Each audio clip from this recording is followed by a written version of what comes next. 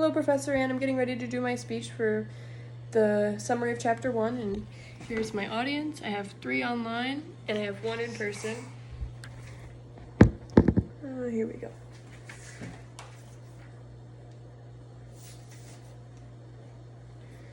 Hello, classmates and Professor. Welcome to my second speech for this semester. The topic of this speech is a summary of Chapter 1, and Chapter 1 is all about communication. The textbook defines communication as the accidental and deliberate transfer of meaning. And I want you to ask yourself, what does communication mean to you? Now, you probably think it's when 2 people speak to each other, or it's when you text your friend and let them know something. And although that is all correct, I'm going to dive in a little bit deeper. In any situation of communication, there's always a sender and a receiver. The sender is the one sending the message, and the receiver is the one taking it in. Now, the receiver can be 1 or multiple people depending on the situation. And messages can be transferred among people both verbally and non-verbally. Verbally would be through words, and non-verbally is through body language, hand gestures, facial expressions, and emotion. There are many things that could interfere with a message and cause a misunderstanding.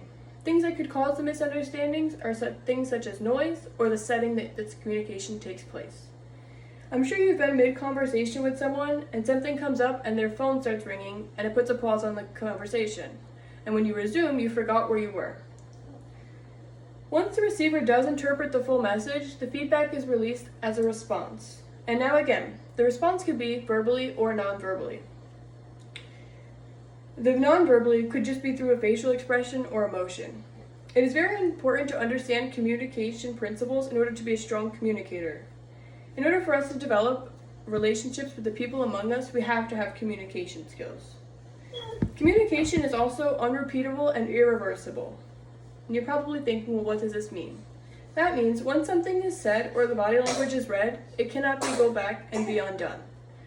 For example, you're at the grocery store and you accidentally bump into someone. Their instant reaction is going to be their body language. And it's not possible to go back and redo that. Although the situation was predictable because you could have paid attention, you cannot change the situation and you have to step forward from where you were. Things that can also influence our communication is our ethics, cultural, technology, and social media. Ethics and culture are what creates our personalities, and everyone is different. Therefore, you might think differently than the person sitting next to you. Ethics and culture might not always cause a negative effect on our communication, but technology and social media are beginning to. We the people are beginning to rely closely on technology, and it's affecting the way we speak to someone. And most of people in today's society would rather just text their friend rather than call them. And the problem with this is when you're communicating via text message, you're not seeing the person's body language and facial expressions, so you're missing part of the conversation. We rely on communicating to understand those around us. Without communication skills, the ethic and career development process would begin to fail and the world would seem mute. Imagine heading into work, not saying hello to anyone, and nobody telling you what was going on for the day. It would feel very awkward and you might feel like you had no purpose in being there. Now remember, there is so much more than the words that you say to someone. So next time that you speak to someone, remember what small gestures you might be making that's having an effect on the conversation. Even something as small as eye contact or rubbing your forehead can interfere with the message. Thank you for taking the time to listen to my summary of Chapter 1.